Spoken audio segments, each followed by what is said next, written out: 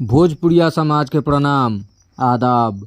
रउआ देख रहल बानी नारायणी न्यूज आ रउआ साथे हम बानी संदीप त्रिपाठी। माधोपुर हजारी के पुष्कर के मुआला 13 दिन हो गईल, लेकिन अबहिले केहू आरोपित के गिरफ्तारी ना भइल बा। एह के लेके मंगलवार के पूर्व मंत्री सह भाजपा नेता इंजीनियर अजीत कुमार माधोपुर हजारी पहुँचलन आ पुष्कर के परिजन से मिललन। उ दुआरे पर से मोबाइल से एसएसपी से बात कैलन आ साहेबगंज पुलिस के लापरवाही के बात कहलन। उ एसएसपी से गुरुवार के समय मंगलन आ कहलन कि पीड़ित परिवार एसएसपी से मिल के हत्यारा के गिरफ्तारी आ परिवार के सुरक्षा के मांग करी लोग। पूर्व मंत्री परिजन के सांत्वना दिहलन आ कहलन कि हम न्याय दिलवा के रहब। उ क्षेत्र में बढ़त आपराधिक घटना पर खिसिया गईलन आ कहलन कि पुलिस प्रशासन एह पर काबू पावे में विफल साबित हो रहल बा। एह मौका पर भूमियार ब्राह्मण सामाजिक फ्रंट के प्रखंड अध्यक्ष रंजन चौधरी, सुजीत कुमार, पैक्स अध्यक्ष देवेंद्र सिंह, गौतम सिंह, चुन्नू सिंह, मुखिया विनोद सिंह, अधिवक्ता अमर सिंह, रंजीत कुमार सिंह, राधा मोहन सिंह, गणेश सिंह, विवेक सिंह, विकास सिंह, विनोद सिंह, श्रीकांत सिंह, मोहन सिंह मौजूद रहलन। देखिए, साहेबगंज क्षेत्र के माधोपुर हजारी गांव आज हम पहुंचे हैं।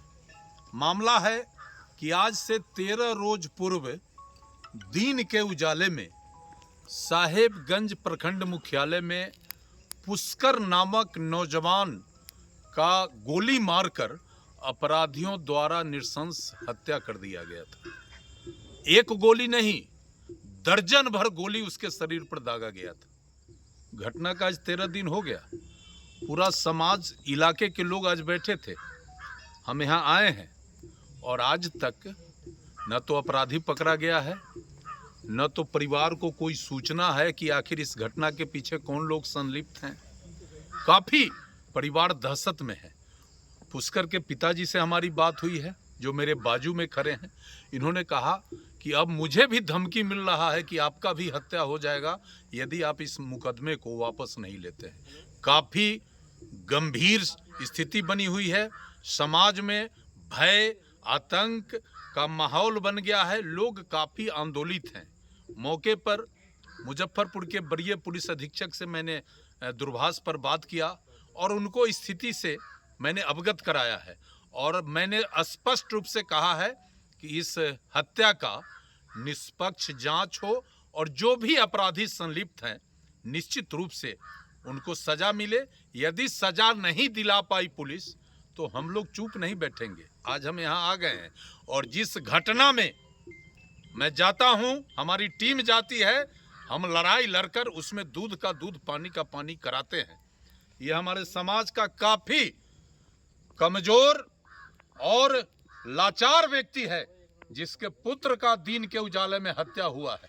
सरकार हमारी है, सरकार के साख पर यह हत्याकांड पड़ गया। आज 13 दिन बाद भी यदि अपराधी पुलिस के शिकंजे में नहीं है तो ये चुनौती आखिर किसके लिए है। बहुत ही गंभीर मामला।